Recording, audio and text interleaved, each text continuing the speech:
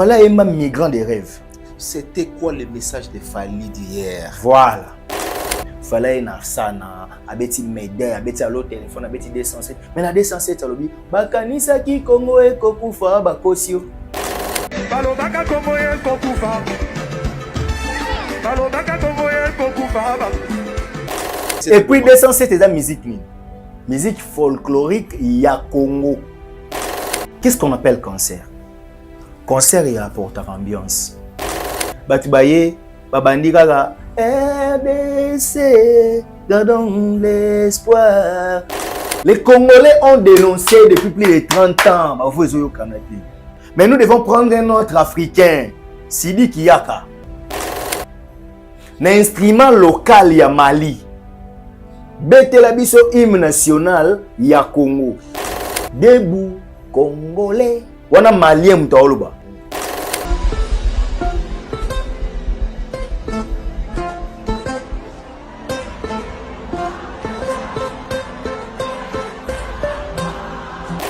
Est-ce que Sidi Diaba te ebino debout Congolais so bala kiseki?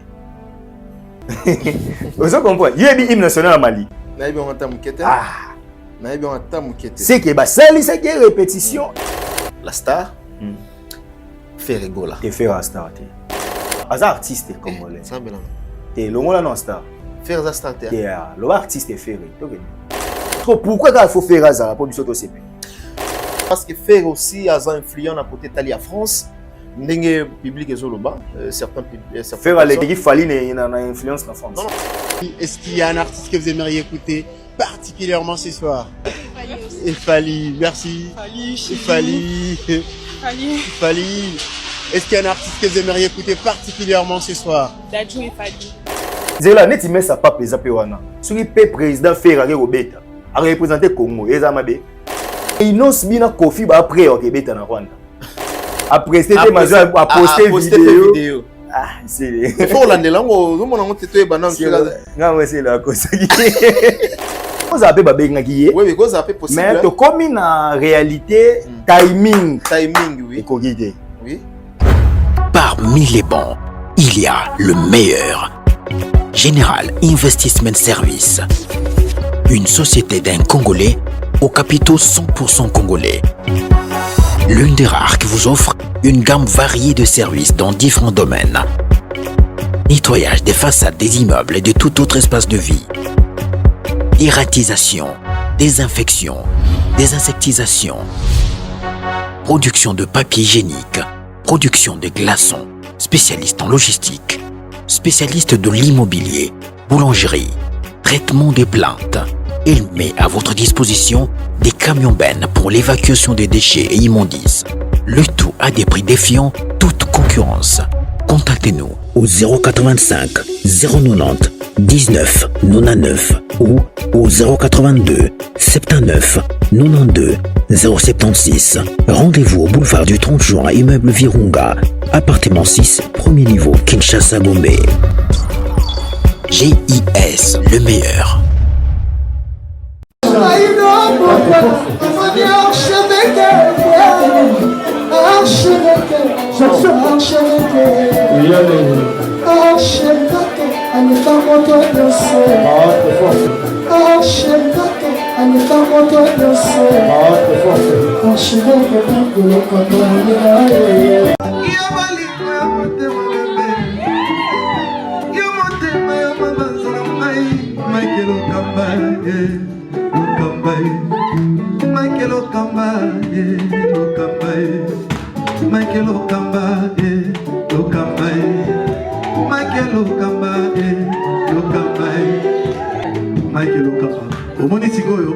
L'artiste, c'est l'improvisation. La honoré dans l'émission. Africa Elengi TV, votre chaîne, l'incontournable, la star des chaînes.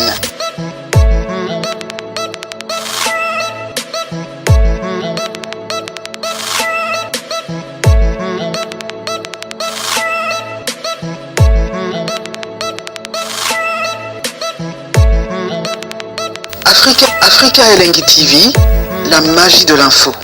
Voilà, bonsoir, chers amis internautes. Bienvenue dans cette émission. Comme vous le savez bien, cette émission a été toujours conçue par vous.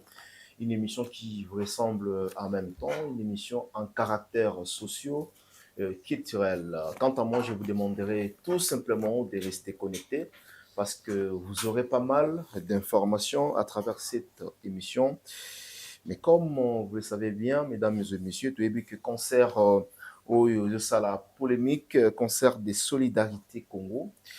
Les cas qui lobby le 22 dans Hôtel Accor Arena avec plusieurs artistes de Filaki lobby et ça là qui vraiment en commun lango. Nous allons à présent parler d'un moment fort où les cas qui n'a qu'à concert de solidarité tout le monde.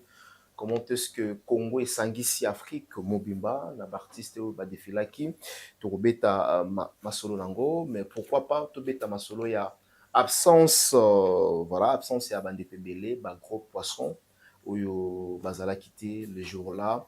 Qu'est-ce qui a fait que Weranson a zalaté? Qu'est-ce qui a fait que Kofi Olomide a zalaté?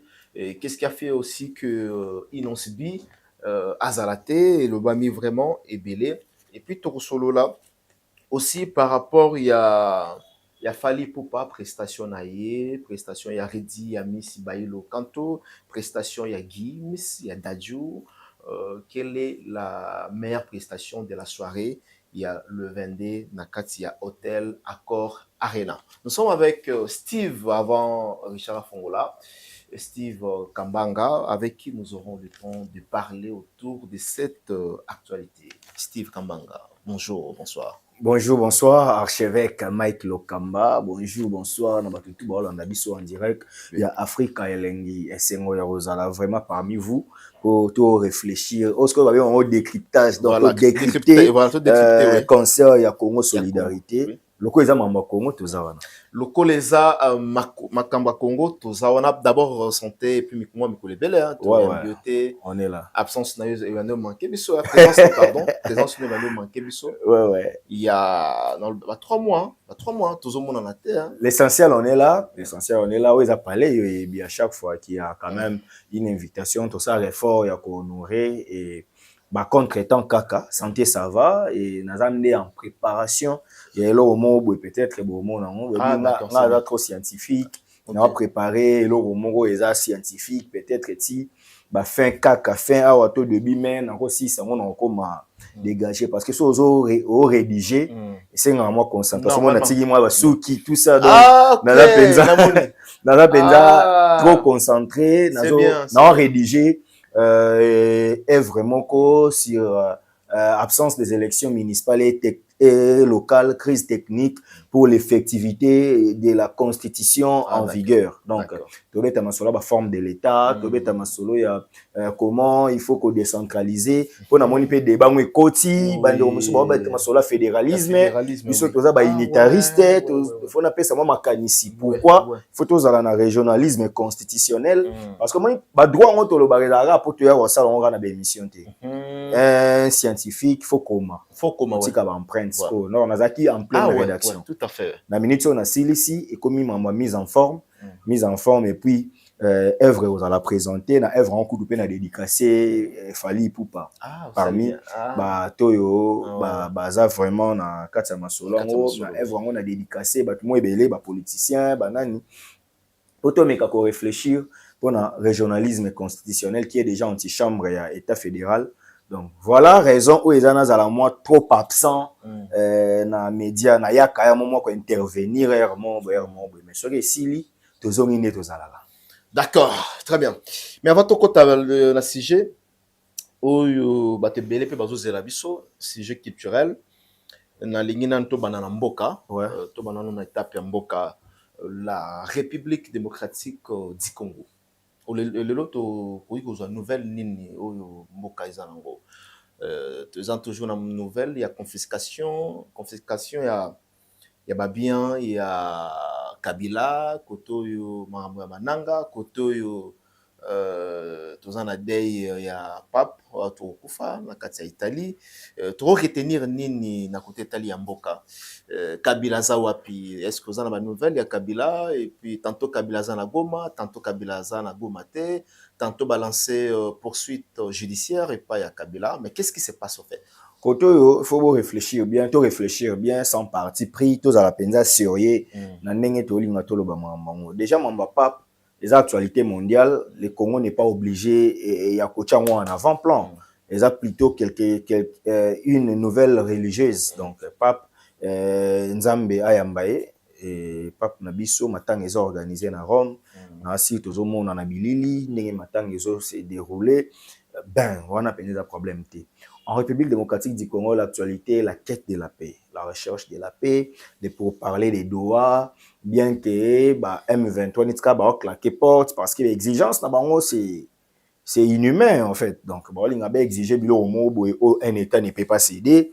Donc par rapport au pays, à position à l'État, on dirait bazo d'accord, alors que les gens oublient. Avant toute chose, Congolais président Tshisekedi a to lingagete mais bango baza na posa ya Tshisekedi te ba na posa ya Oteka Mabele. Donc Tshisekedi peut partir. Il est humain. Mais erreur bat ça là, vous soutenez Nanga sous prétexte que vous haïssez Tshisekedi. Or Nanga n'est pas Nanga congolais qui combat pour le bien-être du Congo, mais Nanga combat pour enrichir Kagame, pour renforcer la force de Kagame. OK. Ça, c'est un élément de détail que nous devons prendre en compte, s'il vous plaît. OK. Nalobi Boui, si Nanga pouvait compétir contre le président Tshisekedi, l'adversaire politique du président Tshisekedi, bazan a droit à soutenir Nanga. Mais Nanga a vu Goma, a vu Bukavu, mais Rwandais ne baza ko vrai place. Boye bisanga. Comment un libérateur et l'oppresseur? Donc, muto azolo bakaye ko libérer bino, mais yena zo torturer bino, yena zo teka bino, yena zo kaba bino. Et puis azo mema batu na formation militaire par force. Or, dans la démocratie, tout le monde ne peut pas aller à l'armée. So yo kendaki armée mais l'autre en Afrique elengité. Vous comprenez? Ce qui ngana kendaki armée mettons mususu ba matière scientifique griso to yaka nango, elengité musu ezalate. Pour ngo za musu héros na front. Mutuna mutara na place ni fa telema pomboke ke liboso. Donc le comportement de Nanga et ses alliés na batu na bazoti na ba maître na c'est pour déstabiliser le Congo. La recherche de la balkanisation. Il y a au moins même na œuvre nanga yoana tozo lobela yango que le Congo doit rester un peu indivisible. Donc alors l'actualité à Mamba. Alors l'implication de Kabila. Oui.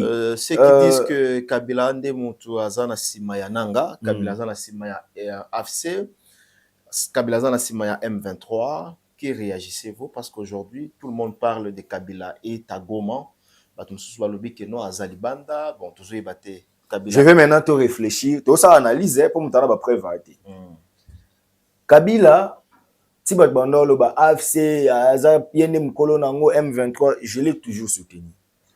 Mais c'est que et comme au tchanga siko doute sur innocence ya Kabila, c'est quoi? Kabila c'est l'idée sortie médiatique. Mon collègue na presse écrite, mon collègue audiovisuel. Na première interview, Kabila légalise, normalise un mouvement insurrectionnel. Qui va dans le droit, il y a aussi la rébellion, dictature et l'équipe, tout ça, tout ça. Oh. Est-ce que c'est normal? Alors que les statuts d'anciens chefs de l'État, ils comprennent qu'ils ont parmi les interdictions des anciens chefs de l'État à soutenir jamais une rébellion. Voilà la sortie médiatique. Vous avez la place, on a comme un suspect. Parce que la première sortie médiatique, oui. On va dire que non, M23 en a droit. Voilà. On a deuxième à ça, il était Luka Bonissa, mais c'était un peu compliqué. Donc la deuxième. Mais ça qui était que non, M23 baza ba congolais. Ceux le bazo ça la makamona, c'est parce que bazo réclamer voilà. Aux c'est déjà louche pour un ancien chef de l'État que nous lui devons du respect. Mike, mettons nos sentiments de côté. Nous devons respecter Kabila.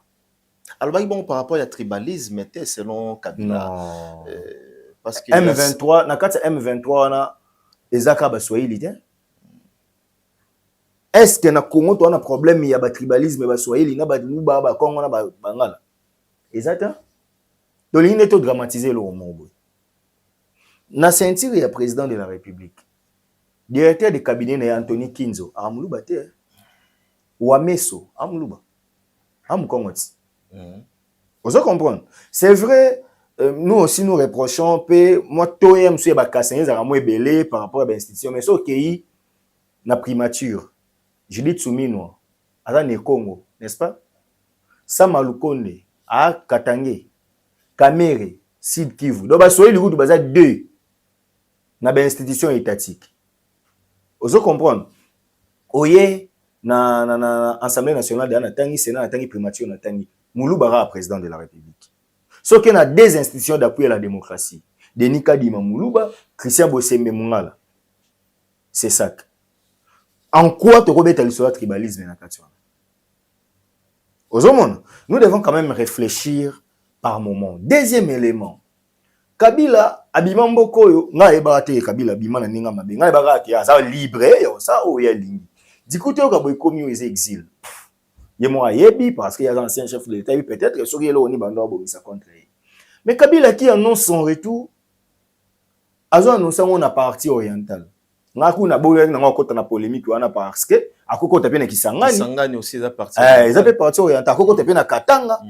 Mais Olivier Kamitatu qui est porte-parole de Moïse Katumbi, alors que Moïse Katumbi est en connivence avec Kabila, Kamitatu va nous annoncer que Kabila a kota par Goma. Kamitatu n'est pas n'importe qui dans la scène politique. Kamitatu l'a dit, et Pessikanda Kotoyo, ba démentir. Kabila arrive à Goma, Kabila remet Goma point. Tu confirmes ça? Mais oui. Kabila est à Goma. Oui, à côté de Goma. Ce qui a bimé, c'est Kabimi. Papa, Yozana Afrique Eleng. Keritz aye a salé annonce na yo, na Paris. Nga na ye na boyi bondi melane.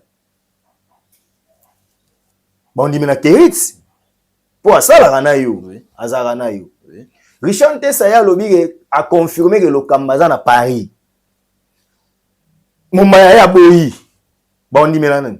Richard Sikoyo Kikaya bin Karubi. Azanani, conseiller politique à Joseph Kabila, a annoncé message à la nation ya Kabila à partir de Goma. Tout le monde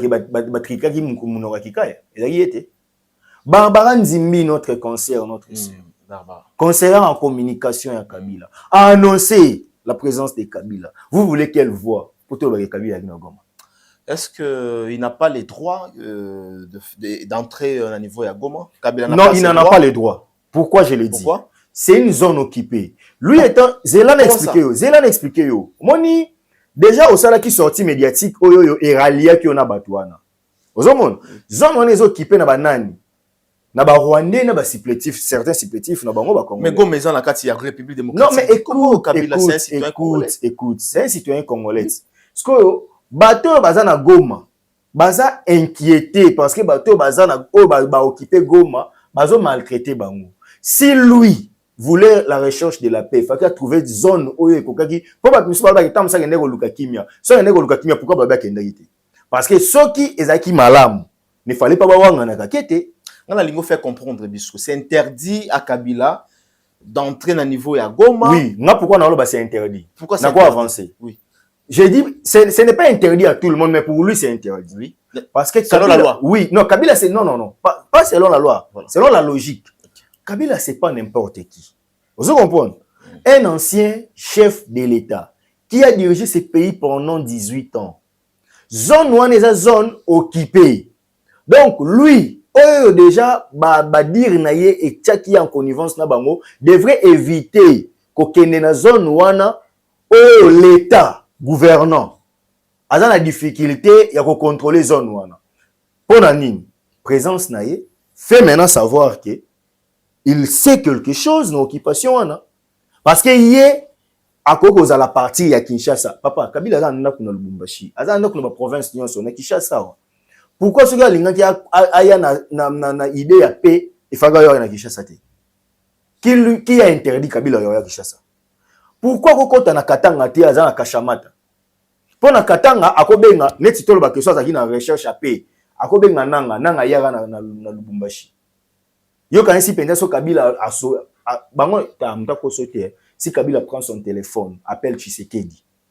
Nanga oya place na Zabo salelo téléphone sola nai. Ba ça nanga lote. Vous comprenez? Présence na ye na héros ya Goma occupé, ye aïa par Goma et puis na entrée ya Rwanda. Ils ont vraiment mabé. Ils n'en avaient pas les droits. Parce que c'est le miroir en fait. Quand les gens voient, il faut battre là, comment l'ancien président congolais se comporte pendant que son pays, où la dirigeant, ils ont occupé. Aux hommes, on a place Naza. Donc, sur le plan des droits, tout Congolais a le droit de circuler librement au territoire national. Mais le territoire national, il y a Kivu, ils ont occupé par des gens Oyo, Batsali, administration parallèle.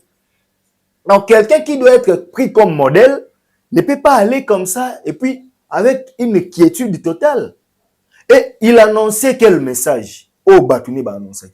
Alinga qui s'adresser à la nation à partir de Goma. Pourquoi ne pas s'adresser à la nation à partir de Kindu, de Kisangani, pour barrer.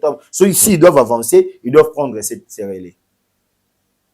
C'est une erreur. Maintenant, ceux qui pensent que Bisoto Zabazoba, Bisoto Amaelete, pour Tozolo Baki, Kabila. Voilà, donc, pour aujourd'hui, nous avons balancé la poursuite judiciaire, la confiscation de biens, il y a Kabila. Non, je ne suis pas trop d'accord dans ça. Apparemment, dans le banc, on a plateau. Alors, les ministres Moutamba s'embrouillent un peu trop. Les ministres Moutamba, je suis désolé de le dire, ils commencent à me décevoir en fait. Par rapport à quoi? Ils ont la compétence nette? Non, en fait, tu as là communiqué. D'ailleurs, un ministre ne gère pas au communiqué. Kabila, tout le monde a constaté qu'il y a lié, il y a quoi entendre.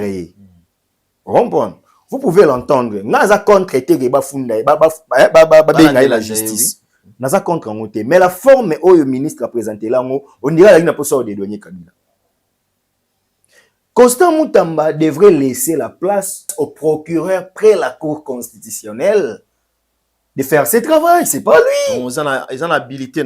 Non, en fait, les ministres ne comprennent pas l'ouvrage mon biso ba juriste est autant mingi. Esprit des lois, il y a Montesquieu. Il a parlé de la séparation des pouvoirs. Lui, il est à l'exécutif. Les pouvoirs judiciaires, c'est autre.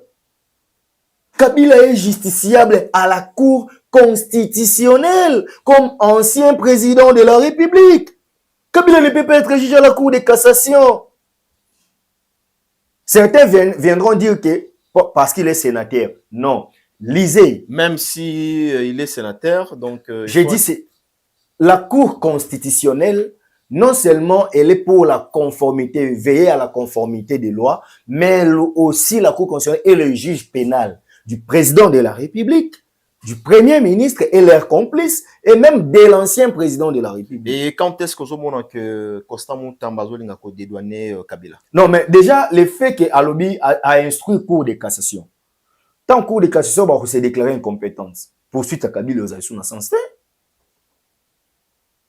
Vous comprenez? Très bien. Kabila peut être jugé, mais où? C'est un ancien président de la République. Et si on dit ça, c'est le délit d'initié. Et même si ils ont la Cour de cassation, pourquoi c'est au ministre de le dire? Pourquoi pas que les procureurs après la Cour de cassation lancent un mandat de comparution à Kabila?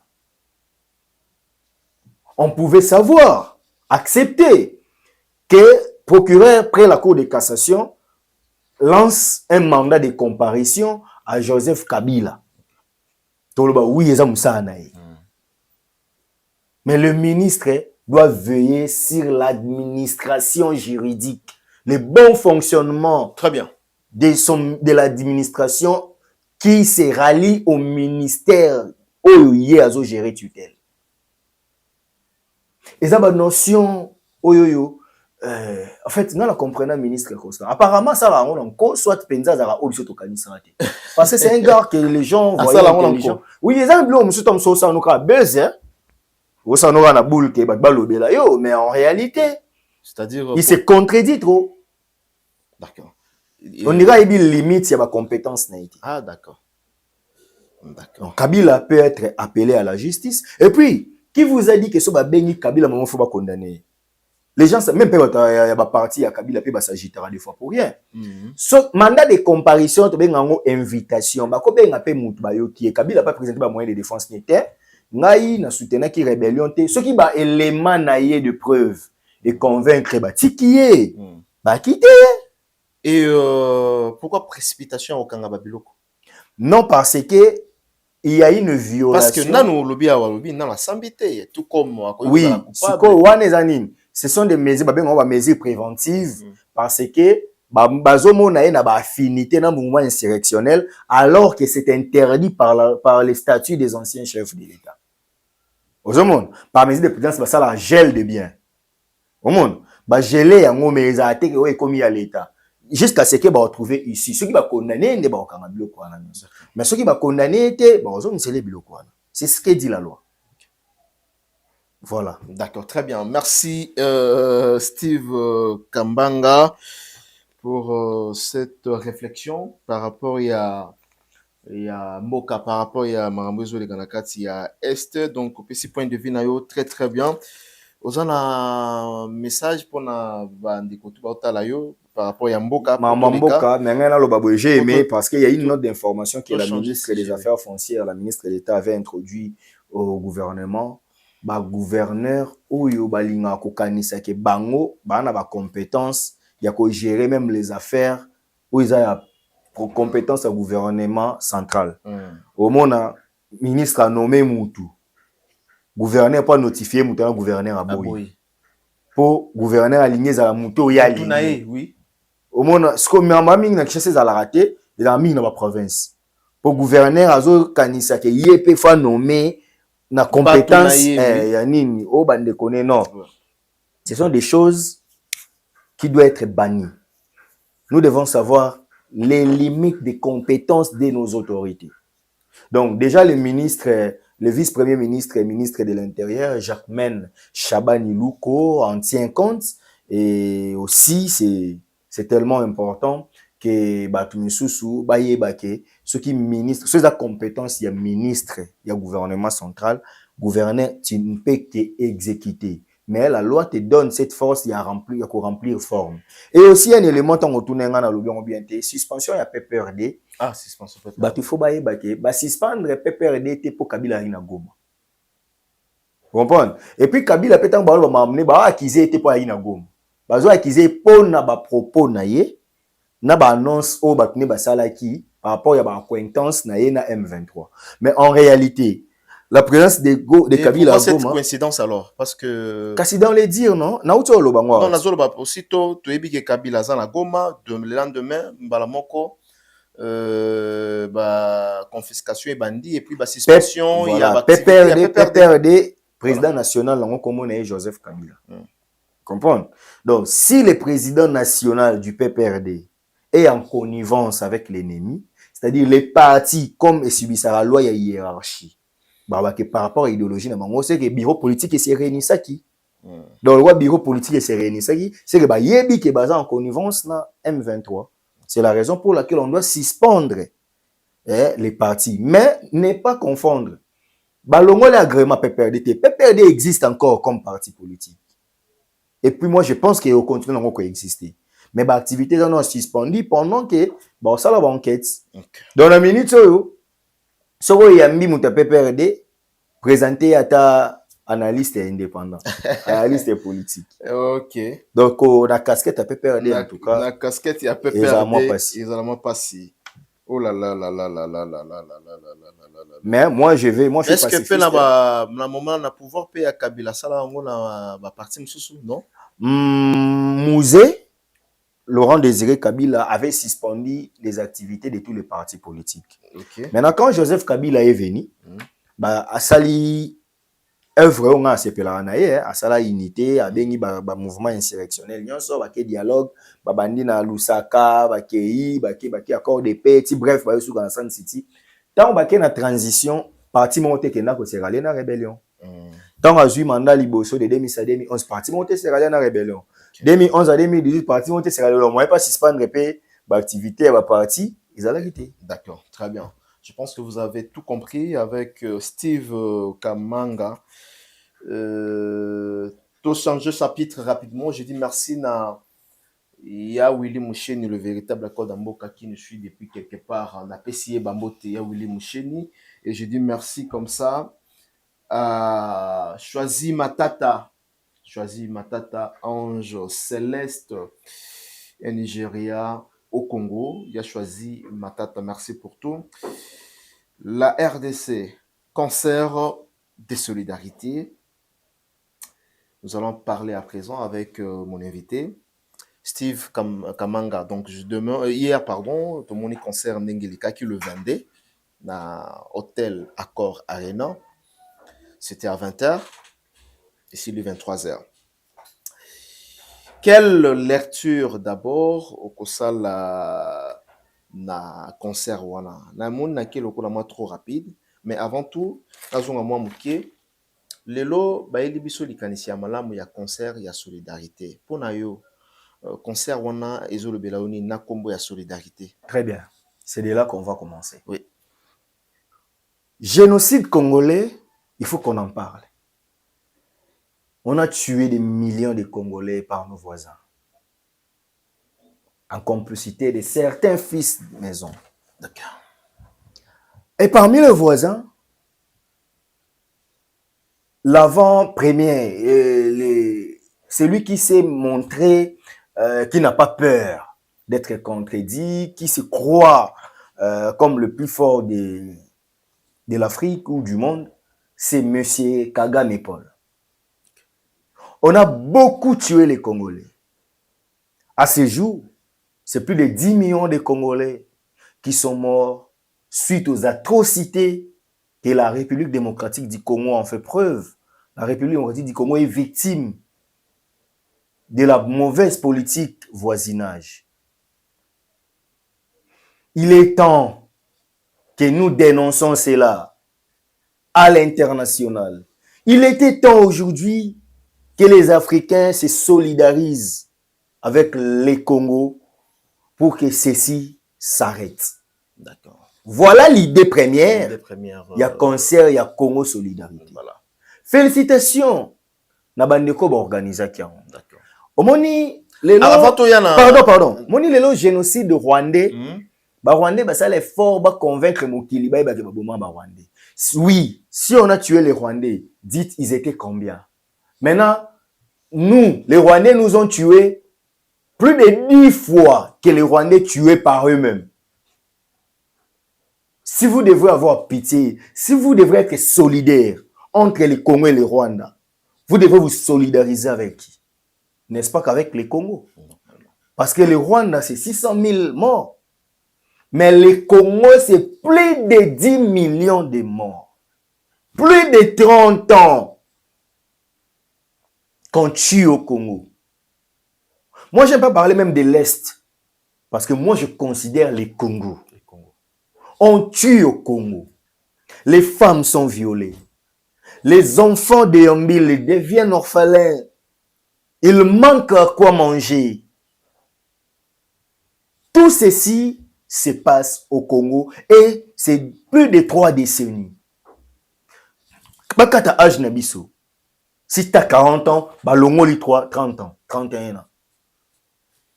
Donc tu étais gamin quand les Rwandais et les autres voisins ont commencé à s'aimer la terreur au Congo. On nous a beaucoup tués. Le monde, écoute, pour une fois, sois solidaire au Congo. Et on devrait quand même montrer dans ces concerts que le Congo n'a pas que la guerre. Le Congo a sa culture. Quand vous voyez le Congo, malgré qu'on nous tue, mais voilà ce que nous pouvons vous présenter. L'ambiance dans le monde. C'est-à-dire l'impact sur l'événement. Voilà. Était, c'était aussi vendre la culture. Vendre la culture. Montrer au monde que, hormis les tueries, mais nous sommes capables de vous apporter la gaieté. Nous sommes capables de vous apporter une vie d'ensemble. Le Congo a produit de grands artistes français. Le Congo a produit de grands artistes aux États-Unis. Parce que Mombi, ce sont des Congolais voilà. Aux États-Unis et bénéficiaires. Voilà. Peu importe, le Congo sera indivisible. Le Congo restera un et indivisible. Congo, solidarité. Donc, nous d'abord, message, la cible c'était quoi? Biso ba Congolais, que peu importe bitumba ou yoto zala ini. Congo faut zala solidaire. Solidarité avec l'Afrique. Bala kisabatouke, ba africain nyon sonde bozawana ba yebi ke Congo batu ba kufa. On doit dire stop. Ba Singila, ba Sidiki Diabaté, ba Basui d'Avignon, batu wana nyon so ba ye. C'était pour montrer aux gens que biso ba malien tozana ba Congolais. D'accord. Biso ba ivoirien tozana ba Congolais. Voilà. Biso ba camerounais tozana ba Congolais. Vous comprenez? Merci aux organisateurs. Et boyebi que les Rwandais avaient menacé ces concerts. Oui. À Grâce, plusieurs reprises. À plusieurs reprises. Oui. Mais nous avons réussi par des voies diplomatiques de convaincre la France. Non? Voilà. To fini bangote. Mais to yika to ebisa ke mokili botala. Botala. Bato nyonso ba sa mambu bien boye mais bato mo ba boma ba peuple na bango. Est-ce que le message par ce canal a été capté? Très bien. Selon Steve. Très bien. Très bien. On voit dans la salle, la majorité des gens, des participants, avaient les drapeaux congolais. À partir déjà Kakaya, image et drapeau, les messages est bien capté. Parce que j'ai entendu des gens parler que est un bitumba pesi la raté. Président Nabino a une voix de diplomatie ou à Kolukatongo miti pourquoi mais aussi la té a boué na ba concert bokansi que guerre en aussi là et on a tenu yo. Les gens doivent savoir que la guerre ne se gagne pas que par des armes. La guerre se gagne aussi par la culture. Très bien. Très bien. Aujourd'hui, les gens ont compris. Je répète encore, je me répète dans mes mots. Le monde a compris. Peut-être bah ici on souba qui concert. Comment on te yoka guerre à part guerre ba rapena ba star boy. Comment ba bina rapena luketu boy. Comment ba yemba rapé bien boy. Vous comprenez? Ah c'est Congo fallait à Congolais ko mboka nende ba bomaka. Ah non, nous devons dire non. On doit cesser. Ah Youssoufa c'est un Congolais d'origine. Ah on doit aider les Congos qui bitumbo ici là. Tu comprends? Le message est bien capté. Voilà. Même si, au front, les combats continuent, mais papa, yebisanga bitumbani ni balakisa à l'échelle mondiale, na ba chaîne internationale. Mais la culture, et ici, en passant, je félicite la radio-télévision nationale congolaise. Ouais. Oh. Et puis, première fois, oui, une première, une intégralité. Non seulement intégralité, tout le monde peut que nos images avec HD. Voilà. Hein? RTNC, félicitations, c'est une première fois. Moi, je sais, vous savez bien, vous savez bien. L'image n'a pas échographie, on a tout le monde. Donc, vous comprenez que par ces canaux, beaucoup ont compris, oui, que la République démocratique du Congo est agressée. Voilà. Mais la République démocratique du Congo regorge des talents. Oui, en même temps. La République démocratique du Congo peut offrir au monde la meilleure des cultures. Parce qu'il n'y a pas une meilleure culture que la République démocratique du Congo. Okay. Que la culture congolaise, allais-je dire. Okay. La fille là, celui d'Avignon, le Bénin.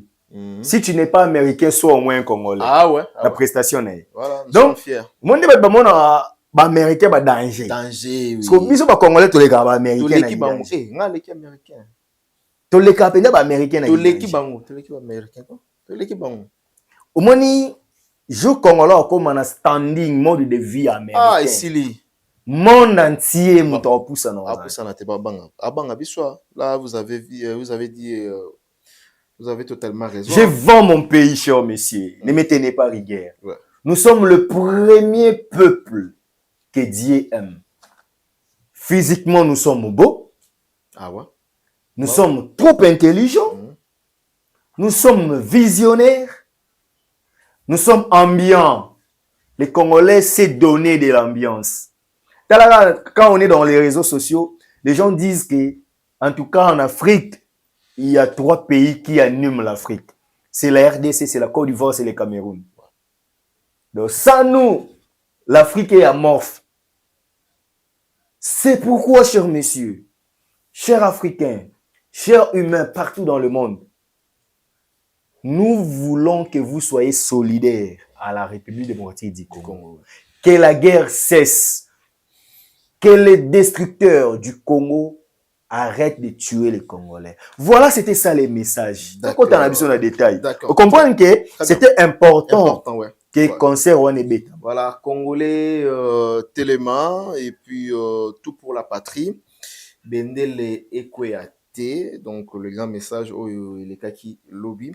Alors, quelle analyse faites-vous par rapport à beau spectacle où il est Kaki Lobby le 22 de son ensemble?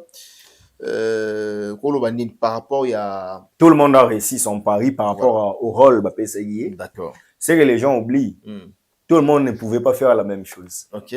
Il fallait diversifier la présentation de la culture congolaise. Ah, ok.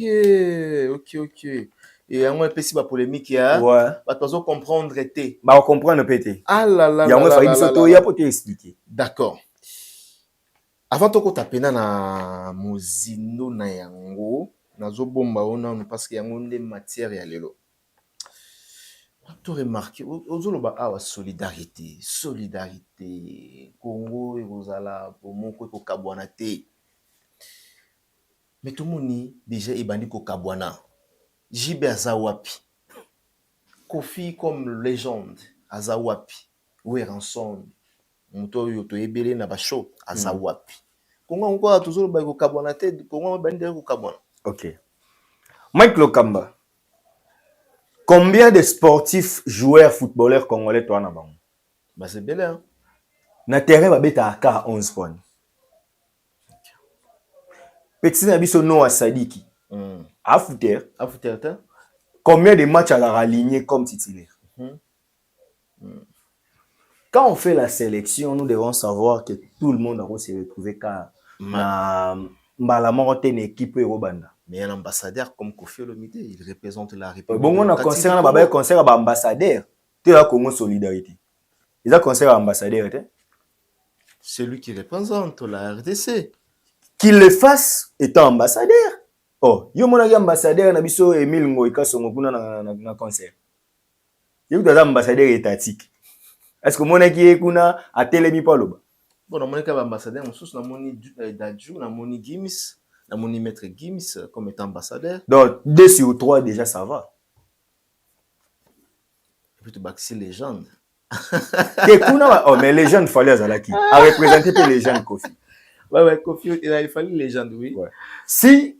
Bata Boulara, légende, il faut qu'on mokolo. Et pas congolais. Et pas Congolais. Et pas Congolais. Pour ce que Bob Marley, légende de reggae, à Koufa, 36 ans. Ouais.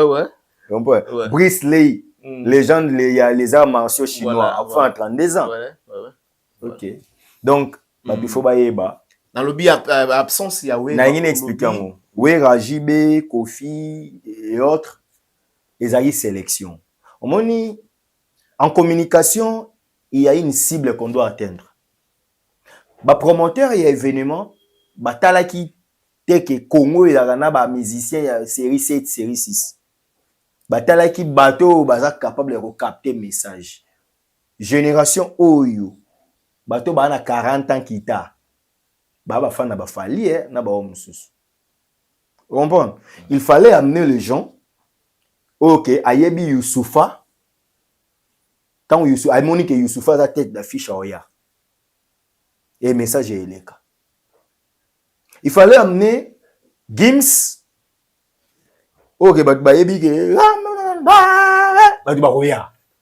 mais dans les cas d'espèces, nous avons vu Redi Amis et Baïlo Kanto. Oui, il a représenté maintenant le vieux.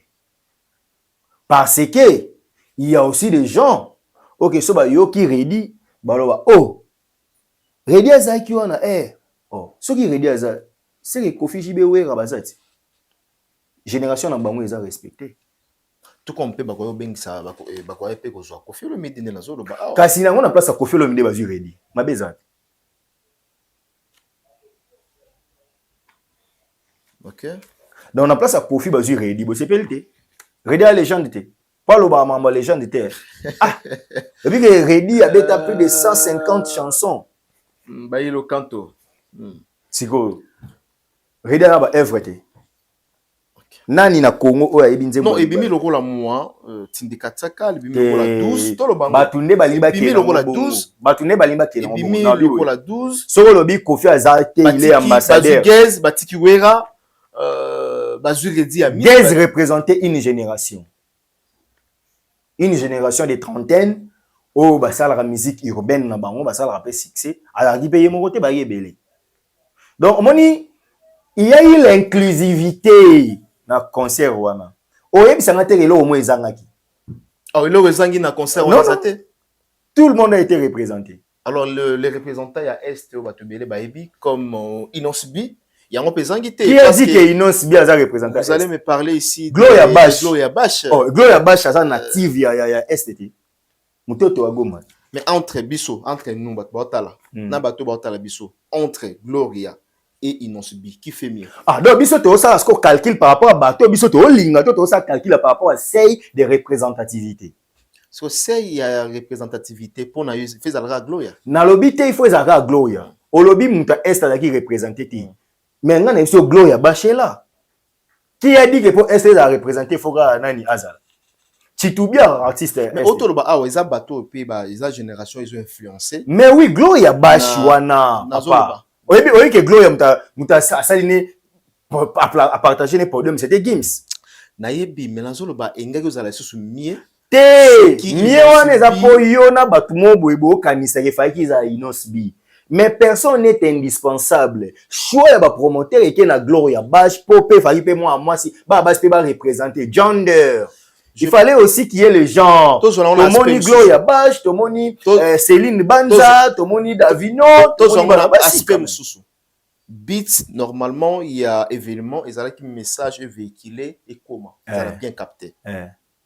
Aujourd'hui, tu as vu que bah Inosbi, Baza, bah personne très influente, ou bah influencé au travers bango message ils ont bien capté. Les lots Inosbi Baza na battu. Planétaire. Mais dans les cas d'espèces, il y a des événements à bouer. Si vous avez un oyo à Kolipa Botamina Est comme Inosbi Botier wana. Au moins, il y a des gens qui ont na zoloba. Yango bazu muto à Botama akola na Est ni ti Gloria Bash pe Botier wana. Et ça li pera bien. Deuxièmement. Alors répondre c'est bien te. Non, na si. Na yo bi ba tia Inosbi. Na na bi ke ba tia Gloria Bash. Na ine expliquer le mot. D'accord. Oyebi ke Inosbi aloba ke ya za na conflit na Rwanda te so ba bengi na Rwanda wa Kebeta. Ah yango mute sali keba. To fongola to panza ide. Panza na posa panza. Yango wana.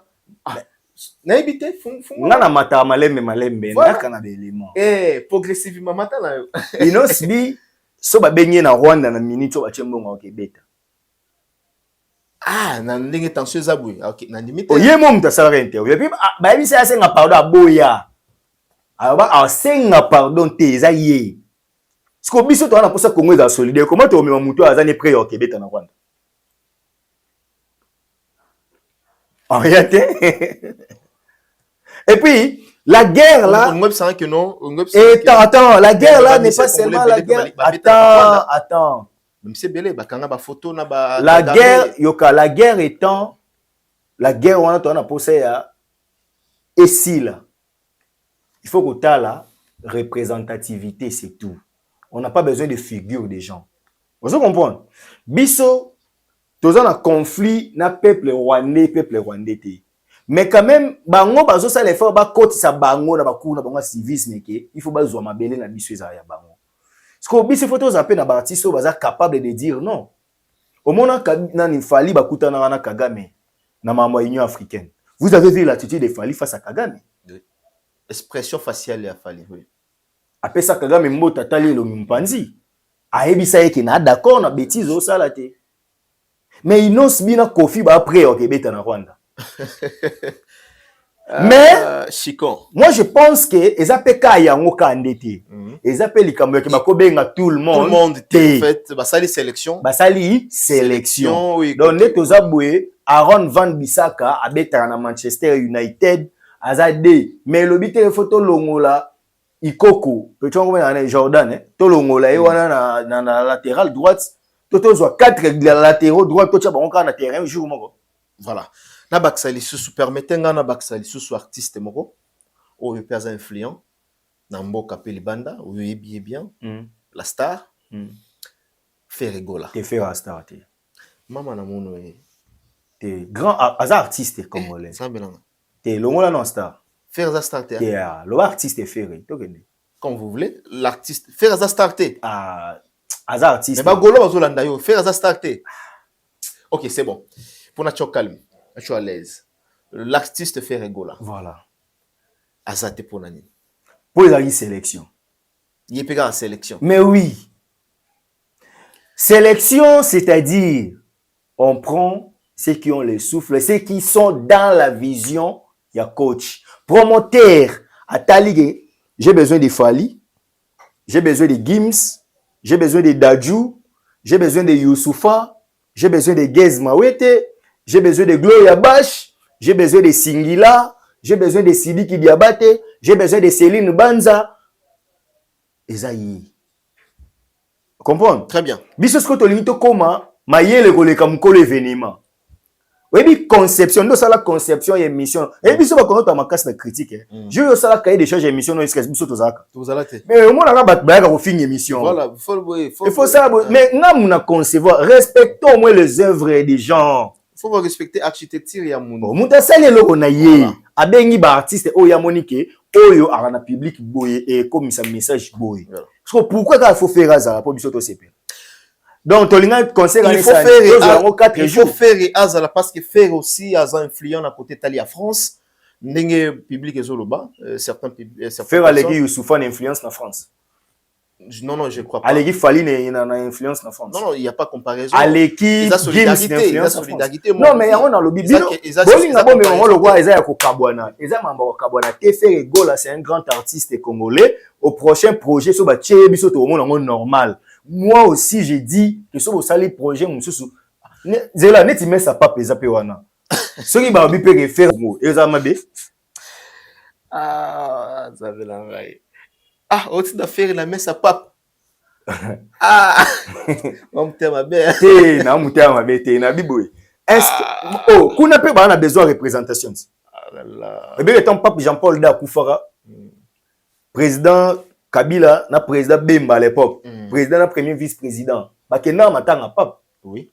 Bah représentant Congo. Parce que autour il y a pape François. Celui pe président Ferrari Robeta a représenté Congo. Ezamabe. Bon, on a notre comité. Bon, ça va. Faire rigole dans le concert en juin. Dans le concert, on a passé un message de solidarité à Congo.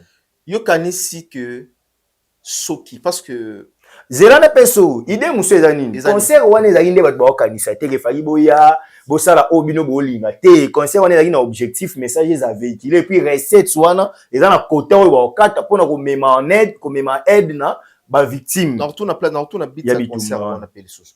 Mais Batolobi Boye.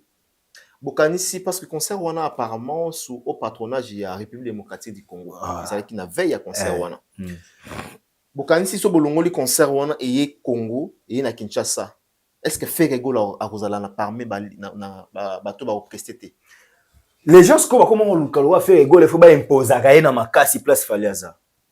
C'est qui malgré les les bandes qui na tricage mais là les na Congo ba ko triquer faire rigolo tout le monde même faire rigolo maman Denise tout le monde aime bébélé. Tout le monde peut faire rigolo na stade Tata Raphaël na activité à jeunesse aller là que mbongo azuité. Pour ba nganga imposer na cop fallait avoir un contrat libanda. Soyons professionnels. Bokanisa kateke. Est-ce que au début détail moko Elvis a Didier Malobagi? Ouais, oui, fallait amener plus de 30 personnes à délégation à Sengibiso.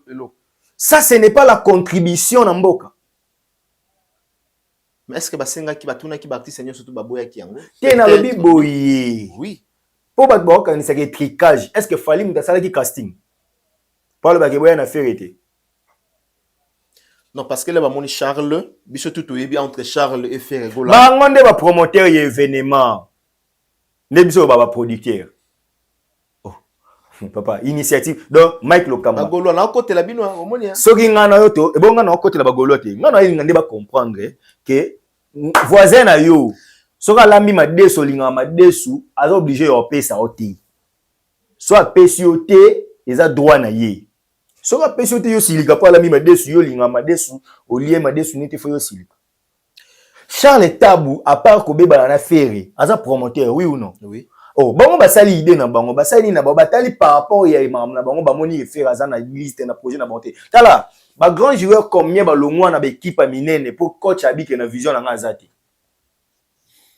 Ozo comprendre? Très bien. Ah, papa. D'accord. Tout le monde a penza boye. Oyo raciste oyo a coach à Manchester City. Pep Guardiola. Aïe Manchester City Vincent Kompany succès. Grand joueur Mabi a une vision na été. Compagnie à Longwa. Ozo comprendre? D'accord.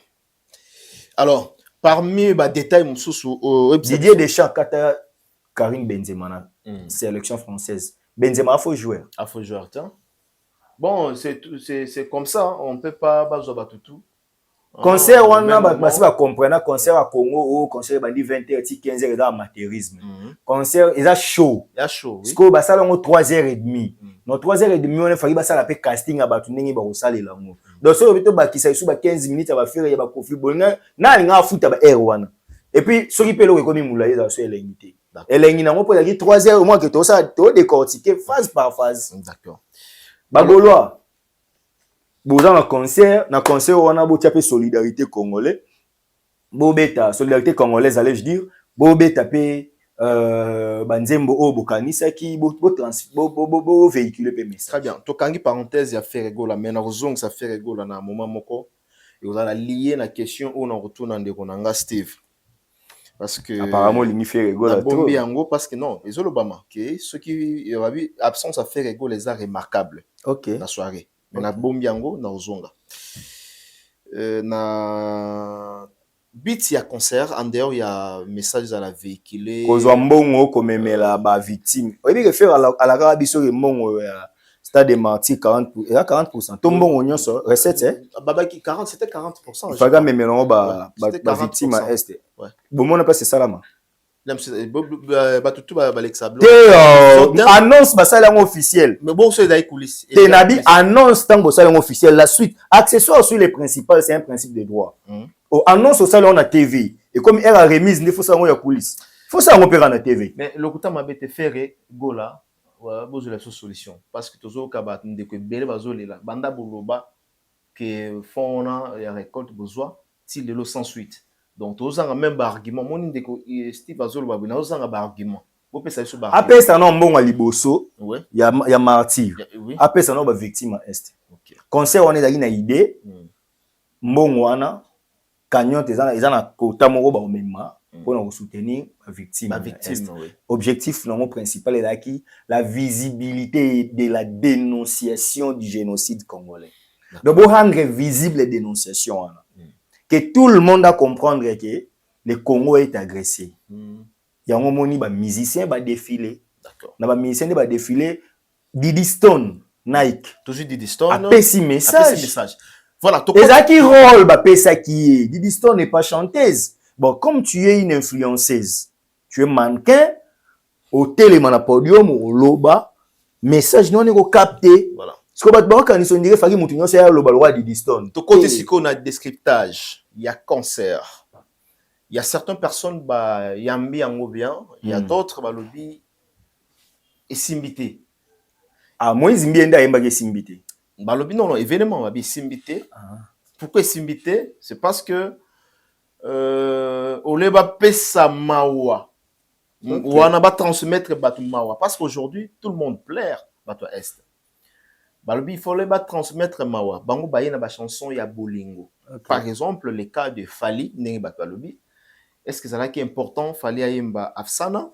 Est-ce que ça là qui important, Fali ayemba Médé? Est-ce que ça là qui les sous important, na place au batu baza ko le la fali ayemba 207 oyo ebomaka. OK. Ce n'est pas moi, eza batu oyo bazoloba. Na yambi yo comme étant spécialiste en matière ou éclaircir biso ba plus exemple détails par rapport à inquiétude ou bien mituna ya bandeko oyo bazoloba loba awa. Ba kela ngoli sous très loin. Balobi Sidi qui Diabaté, un Malien. Un Malien au Congo. Au moins, chez lui, il a compris le thème, il a compris le message, il a retransmettre en congolais. Ayembi hymne national qui est le début congolais.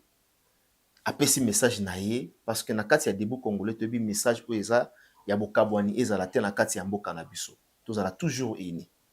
Mais tandis que ba na Congo mobimba, tout ce qu'on a message à part Gloria Bash, non à part nani Céline Banza, à part nani à part Bazaye belé temps on doit parole non. Oui, à part nani Moïse Mbiye, thématique ceci ils moi thème ezalaki, mais les autres Gims Kotokuna sapé comme jamais. Na Gims peut pas critiquer, sapé comme jamais. Ah na yepé. Oui, sapé comme jamais. Ah na quand c'est au côté là. Bien que Gims a eu le bango na message, mais sapé comme jamais. Na habité Steve. Ngambu oyo bande ko ngaite. Boti obenga ngai bo bien sana 2h, ti 3h, concert c'est là qui 23h. Bo ba songi be pona bande ko. Bo tellement comme kuna islami Gims azoye mané sapé comme jamais. Fallait azoye ba dessin 7 et bomaka. Mais na dessin 7 wana message mon pesa la wana Steve. Na habité. Message dans nzembo na dessin 7 au relever biso. Voilà, je crois que tout peut ça maintenant micro et pas à Steve alimbola biso na ba détail oyo bat balobi ke place ya mawa bobongo yango place ya sengo. OK. Mais je me pose en même temps question, est-ce que ceux qui ba comédien ba ki osala spectacle na est ba sala basket ya kolela to basket ya oseka. Robando pesa la réponse. Mona boy ki nangasa. Oyebi bat ba kanisa ke lobi ba annoncer ki messa requiem. Mais ça va te bakufiter. Qu'est-ce qu'on appelle concert? Concert est la production scénique où il réunit plusieurs voix, les instruments. Concert il apporte ambiance. Yo penzo kanisa ki 3h30 sur 3h50 minutes batu baye babandi kaka RDC gardons l'espoir Africa. Gardons l'espoir. Ah, papa. 3 heures du temps. Fallait yemba déjà na power ko ça le can album na coffret. Nzembo aneza. Eza dénonciation te. Massa c'est beau melinga ba parents. Nous voulons la paix. Congo nangai. Fallait yemba migrant des rêves. C'était quoi le message de Fali d'hier? Voilà. Non ya. Concert il faut que pesa ambiance côté bala ki sabiso ke monde to sepela na bino bo to la sabino ke congolais so botige kimia to ko apporter ambiance dans mukili. Voilà ce que nous sommes capables de faire. Et puis ils a show fallait na sana abeti mede abeti alo téléphone abeti 207 mais na 207 alobi bakanisa ki Congo ekokufa bakosio bakanisa ki Congo ekopanzana bakosio. Na 207 oyo bato ba ke non eza pour na 207. Et puis 207 eza musique ni musique folklorique ya Congo. Bato libanda ba découvrir musique moko boyi. Eza na identité originale nango. Et puis na sepela ki penda ke non mbondezo beta penda de ça qui va bien. Identité congolaise que Fali a donné au monde. Biso to bina boyi, biso to yemba boyi. Mais na message na biso to bi bango bakanisa ba kabola mboka bakosi. Ça, c'est pas être ambassadeur. Mais na ebisi bino ke waneza munde bozaki wana, c'était un casting mis en scène déjà. Muna mutaki na rôle à jouer. Ezala ki ndeni fait ce biso. Céline Banza. Au monte temps on est salaire mandili. Oui. Pour ayaki na message. Oui, une chanson patriotique. Gloria Bash. Après ça qui message. Après ça message oui. Didi Stone. Après ça qui message. Parce que bah tout ba pesi ba message na bino bomoni bangote. Et puis les gens devraient savoir une chose. Ça c'est en communication. Les Congolais ont dénoncé depuis plus de 30 ans. Bah, vous au Canada. Mais nous devons prendre un autre Africain, Sidi Kiyaka. Un instrument local ya Mali. Betela biso hymne national ya Congo. Pardon. Ozo développé. Ce n'était pas une surprise pour Fali, non. Pour les organisateurs. Voilà. Yomo tala ni programme tout était chronométré. D'accord. Babi oyo obeta 5 minutes, oyo obeta 8 minutes, obeta 10 minutes. Ba yebaki ke Sidi ko ya un instrument wana. D'accord. Debout congolais. Wana malien mutaoluba. Unis par l'essor, unis dans l'effort pour l'indépendance. Dressons nos fronts, longtemps courbés, et pour des bons, prenons les plus belles élans dans la paix au peuple ardent.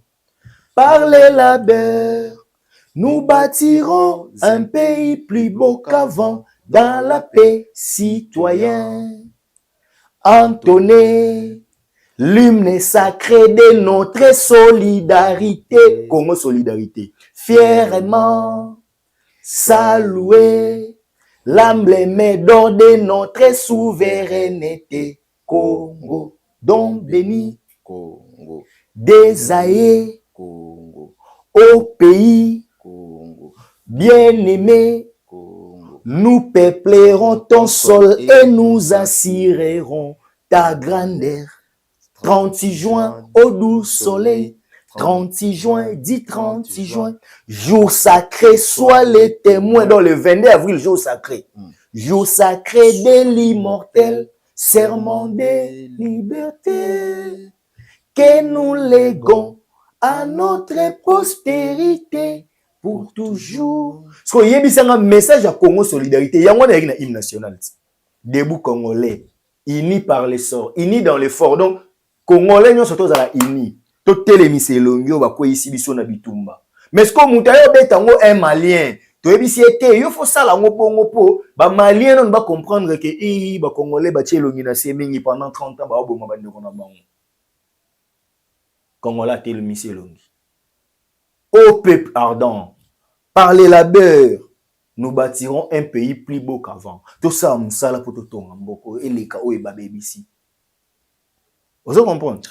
Ce que rôle wana, so ba pese kongo msou fali, ba golo ba nga ba etali sauté. Mais ce que ba piango étranger, o azana problème na mutu te na Congo. Pour congolais tout à se reconnaître en Sidiki Diabaté. Est-ce que Sidiki Diabaté est bien debout congolais so ba la kisegete? Vous comprenez? Il y a un hymne national à Mali.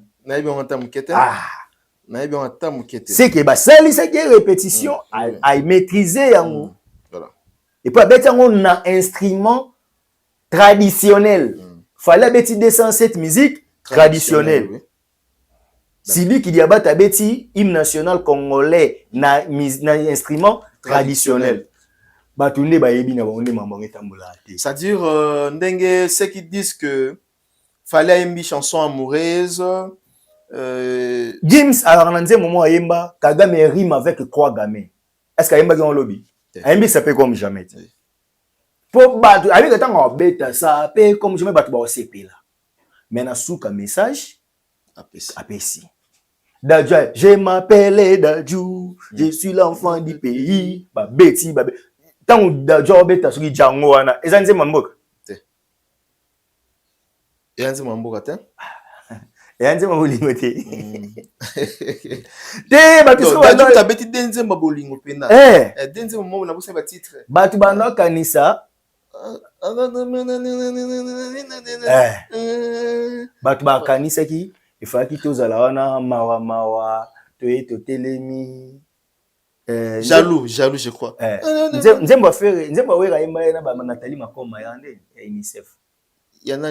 Croix rouge, sauvez-moi, Oni, UNICEF. Batbangeza bongo. Na utsekula na Congo.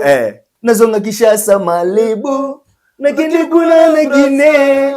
Bitumbaye. Da batbangeza bongo. Oh wera la showman. So ki pe wera za ki wana. Bonga boyo ka show. Babiso ke za ki na ka faire gola nga ya boy. Yele yele yele o. Yele yele yele o. Yele yele yele o. Bande Yo la posa pour ya eux, este. Non, c'est ça binos. Wana ezalaki show. Bande ya este. Yele yele yele o. Eloko ezangaki yango wana nde bato bazoloba faire égola le jour là azalaki un absent remarquable. Bolukela ngai nzembo ya faire egola na kati ya disque oyo ayema mwa Congo. Na kati ya album. Mieux vaut kutu Kofi nzembo ya eza nzembo na kerosene. Oui. Ya kerosene kutu bana Congo tosangana Kofi kutu ayemba nzembo ya Congo. Ba wera ba jibe kutu bayemba mais faire na nzembo te patriotique na disque ne.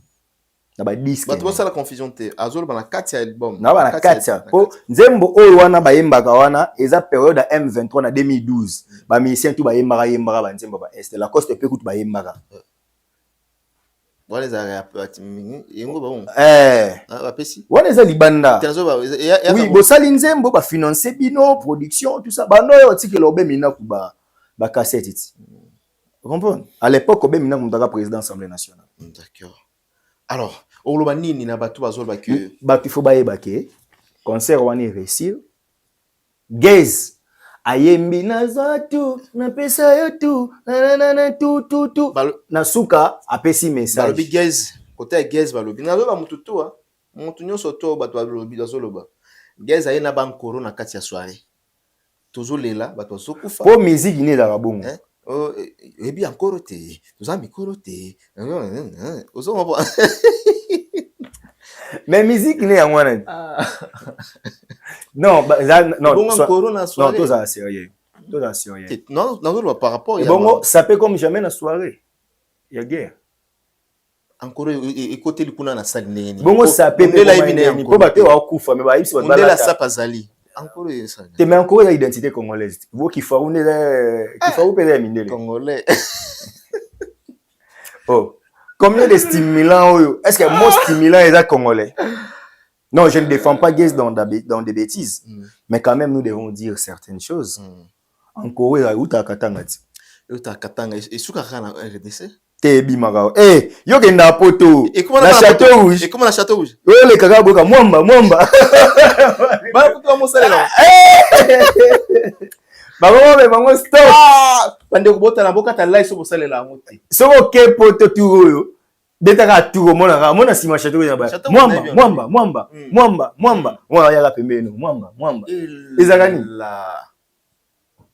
Oh, c'est notre culture, bien que je l'encourage pas. Okay. C'est notre culture.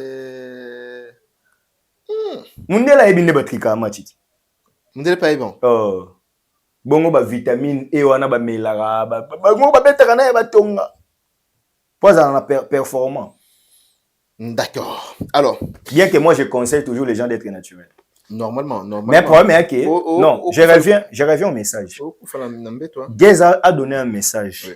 La prestation. Parce qu'au Batu, il y a Inos Biba aussi li kapo Gaz a kendagi Inos Biba Katani. Ce qui Gaz représentait ba Kinois. Gloria Bash représentait ba Gomatracien. Mabezapi. Si Céline Banza a aimé nzembo patrice, chanson patriotique. Asalika mabe. Donc, pour Nanini, Chitubi les populaires à l'élite. Pour Nanini, R.J. Kanera. R.J. Kanera, oui. Pour Nanini, Fio Aimba bien ou Nani. Voldi Mapenzi. À l'élite. Sarah Kaloum. Sarah Kaloum, ouais. Donc, il y a un est émission de innocent. C'est belé. Et puis M. Joey. Oh, Joey. M. Joey. Jojo Mutambai, mon agent Goubalo, mon agent Kuna. Te, mon agent Goubalo, qui n'a pas? Jojo. M. Joey n'est à Lubumbashi, non? M. Joey n'est à Lubumbashi. Ok.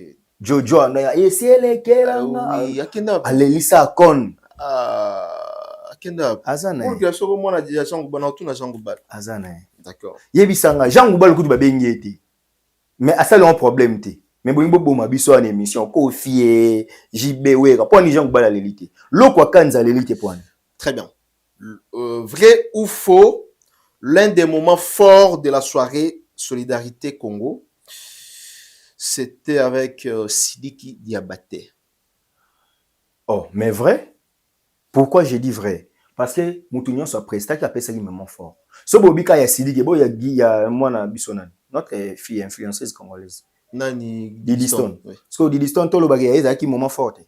Non, nabi moko l'un des moments. Moment fort ezaki belé.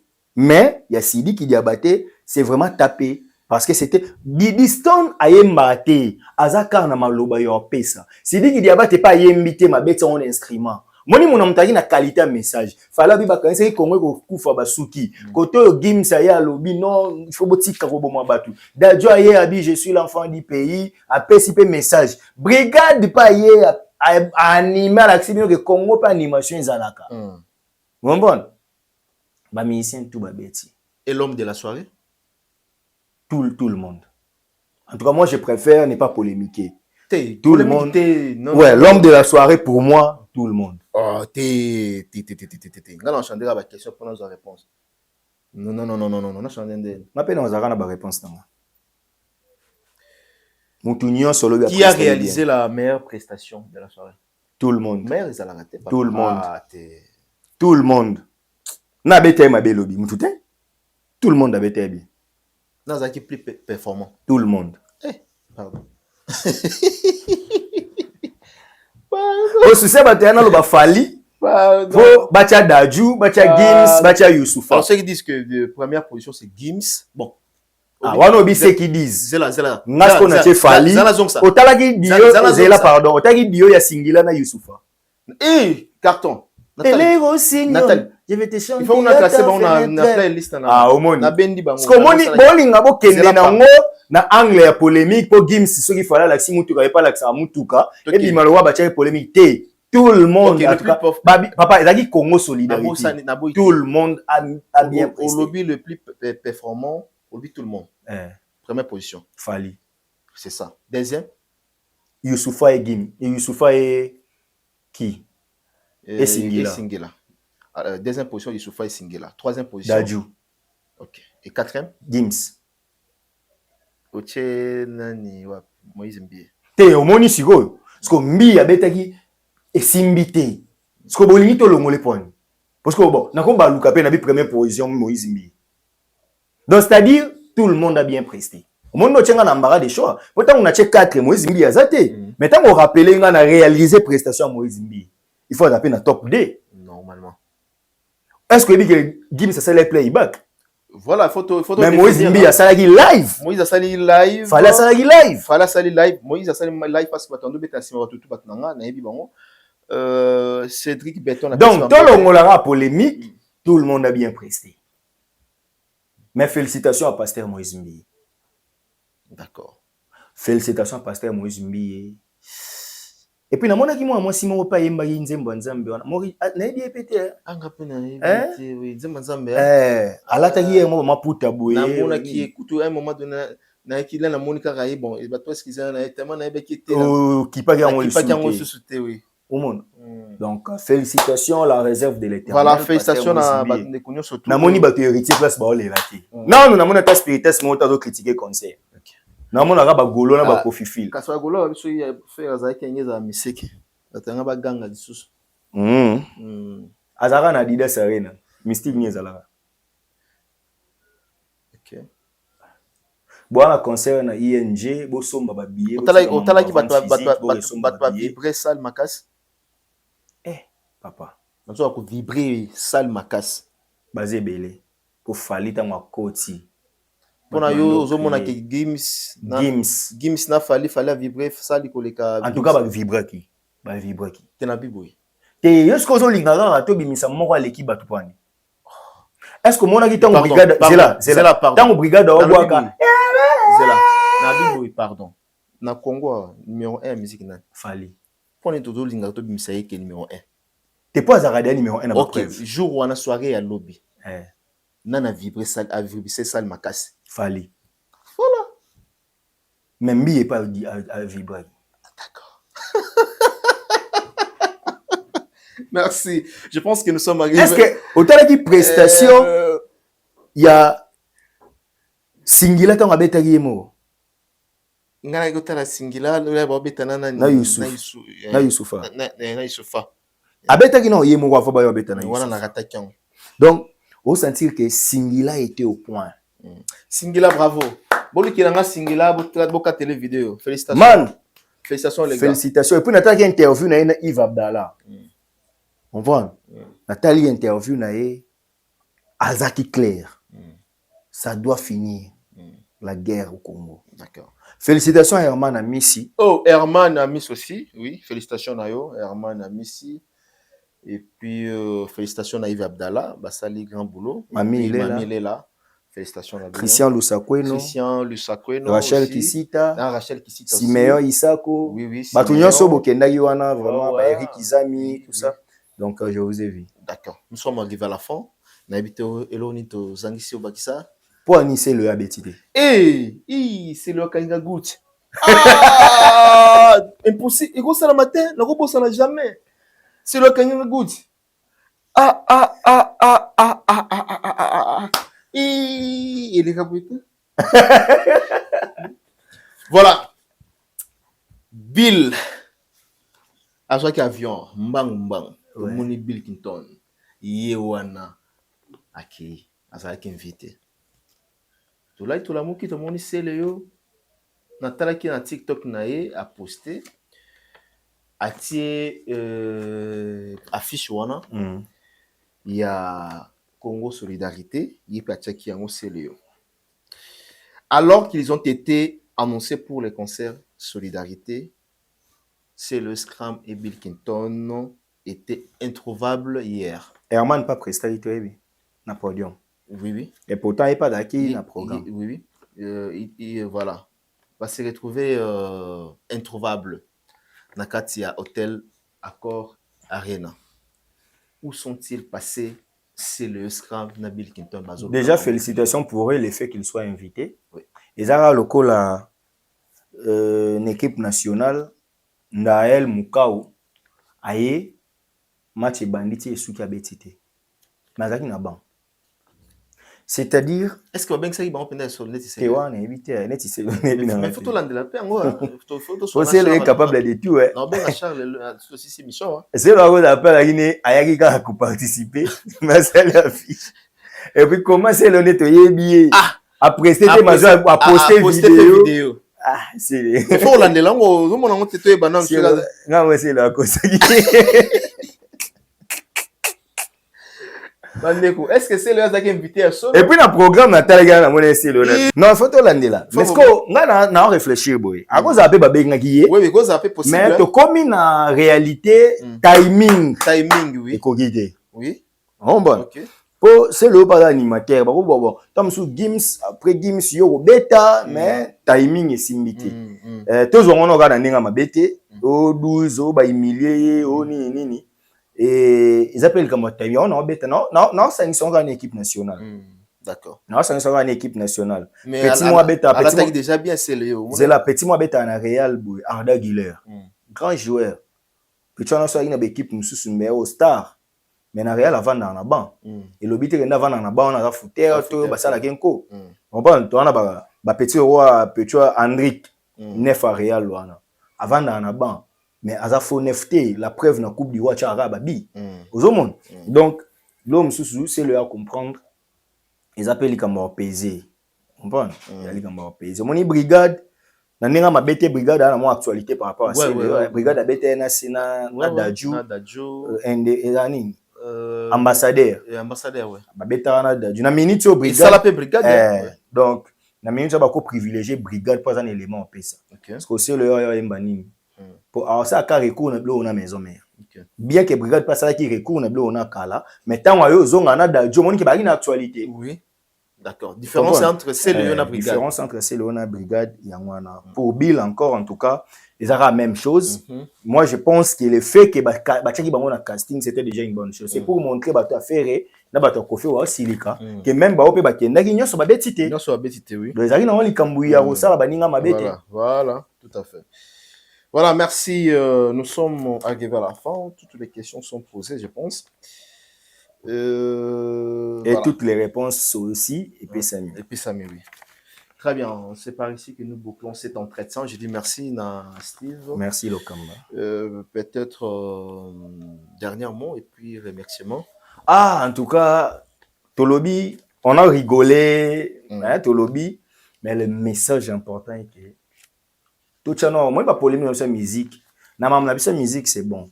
Mais na mam mboka, to bossa na manano. Wale avec le roi Léopard Rebetaki. Donc, même yo, là, grand joueur, bah, joie qui yote, tout le monde en haut. Nani, petit na biso joueur na biso ya Congo, ya tchara, bah, bibi ya koufre belé, ouais, bah, joie qui souté. Richard Taïba va jouer. A tchara, bah, bibi ya koufre, bah, joie qui souté. Na kan, tchara, bibi ya koufre, kan na 2017, na tchara, bibi ya koufre, bah, à Mwindu Moula, y pétion, na bossa en commune. Abala, moi, si, famille, moi, on a Chancel Mbemba. Oh, Richard Foye, bah, donc, joueur wana, ceux qui a bêti, bolingité. Adam médiateur. Beaucoup. Paul José Mpoku. Parce que y a un Paul José Mpoku, n'est sélection Oyo, bah, Zoyete. Allons Congolais. Marcel Tisserand, ministre de la Défense. La vision coach n'a biso azate. Est-ce que l'obi galongwe Congolais? Mazan attend des jeunes en Arabie Saoudite. Donc, c'est-à-dire, bah, on y a sur bétarité. Et le but que bois ba congolais et le but que boza muki pour moi ba partir on a ba page ba cha ngote ouais na page ba cha à côté et suit le message. Mais pour te comprendre un peu les sous na finalité na yo et le but que bato ba betité baza mukete bato ba betité ba pe munene mais à qui sélection il fallait timing à la respecter. La preuve même bateau ba kendaki ndambu ba betité entre autres ba c'est le tout monde na kata salle. Herman a mis ça là qu'on a ma presté. Voilà. Donc ce qui Herman a mis c'est pas le bien comme appelé na tendance pe ba fan ne ba silika. To suka rapide donc photo eba que ezaki pona bolamu ya Congo tozala ini moni Sidiki a beti debout congolais. Ini par les sorts. Unis dans l'effort pour l'indépendance réelle de notre pays. Donc, tout le monde a polémique quant à ça. On est dit Léopard qui représenté, donc représenter Congo Mobimba. Donc, na kata ba ministère ba beta yiwana, to moni ba nyonso. To moni héritier, to moni Robino, to moni Ferré, to moni Déplique malgré ba panzana inséparable pour ba tongani. Ah, dans le monde Kiango. Donc, nyonso wana, to moni ba ministère na biso tout qui représenté na Bobazaki Kuna. C'est comme ça. Merci. Donc, bolongola na polémique, to lingana, to bunda pour que mboka na biso etika la moko e kabwanate. Ozala muluba mukongo muswahili libeto na beto. Remerciement en tout cas le conseiller spécial Francis Bandoubola na pesi mbote donc. Bon ministre na yo. Son excellence Akasia Bandoubola. Na pesi mbote bisira zwami. Asasa msamalam. Très bien. Ouais. Très bien parce que vous en avez entendu. Au moniteur a sauvé Batoua à un morcellement nature et puis ça excellence à casse a raison. Quand on voulait bêtes au monique Batou Badindi pour bapeki ça rapé Batou kotonga na li à rivière mais bayokate. Mamnin oyezomona pour le moment azo ça les ma critique. Critique na minito ezati parce que interdiction il y a yozamo bandal. Oui, que bandel ba mo kata penza lupango ya onel be bakati ngo de ata ko 3 mais ce ko ye aboyango bandal lelo boko sala morcellement té na C à 3 art donc il faut au moins lupango esuka na 10/25 to 15/20 ils apona ko éviter yebisanga ba mapango mikye wana nde bakataka ou esezaka na salon zo kota bona c'est dans les awana aération ezate koto ba otonga immeuble koto ba otonga immeuble bino botika na C bo souffrir na mulunge. Donc, intimité comme il contrôlait, au dans la fenêtre, nous tous, dans le deuxième niveau, donc, nous devons quand même féliciter Excellence Akasia Bandoubola pour cette initiative, cet arrêté du 20 février, où il créait une polémique, mais après, les syndicalistes vont comprendre qu'elle avait raison. En tout cas, on ne peut pas, comme à un niveau que, au Tekika 3/10. Et comment à bon, 3/10, nous devons éviter cela. Donc, moi, c'est comme ça à bon. Pour le battre, ça, malam. D'accord. Merci na Gauthier Bele, le roi d'Angleterre. En tout cas, merci na yo. Merci na batutu. Oyo bolandi biso. Donc, boze Bele, boza penze Bele. Oyo bo soutenara biso partout dans le monde. Topesi beno mbote bisika nyonso bozwani. Merci encore une fois à Steve Kamanga. Nous sommes arrivés à la fin de cette émission. Merci Richard Ntessa. Merci comme ça. C'est lui qu'on appelle Willy Moucheni. Il a choisi Matata Total Respect, un Nigérian au Congo, un millionnaire, on a pissé Bambo, Place Azali, choisi Matata, Ange Céleste, merci Koloto pour tout. Et je dis merci également à Gauthier Mascotte, l'ingénieur de banque, bon séjour à Kinshasa, et à Gauthier Mascotte, Nabo Samioté, restaurant Franck en Poutou, un clin d'œil spécial, na restaurant Franck en Poutou, place Azali, Koliana Komela, Bokende Bobeta Tour, na restaurant Franck en Poutou, chez Franck Poutou, de PC Bambote, parce que mois demain, Tourozana Buno, na Katia Paris. Merci encore une fois, na Bande Kognon, surtout, ou Bazota Labiso. Ginelle Bieji, BC Gigi Group, de PCP Bambote, Ginelle Bieji, BC Gigi Group. Je me permets d'ailleurs de bien vouloir saluer comme ça à celui qu'on appelle, merci pour la première dame, la maman de Ridge, Anzi Louawa, un enfant pas comme les autres, Motema Vego Belisha. Merci à Bols Claude Juma. On se retrouve demain ou après-demain pour un nouveau numéro. D'ici là, portez-vous bien. Au revoir.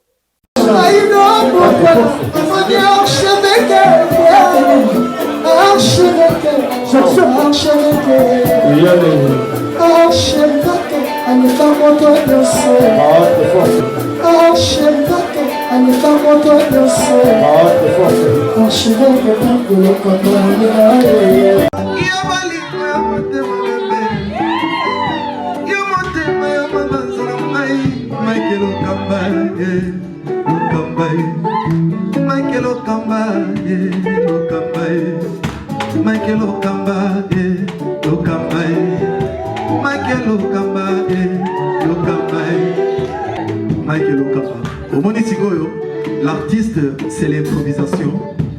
Na honoré dans l'émission. Africa Elengi TV, votre chaîne, l'incontournable, la star des chaînes.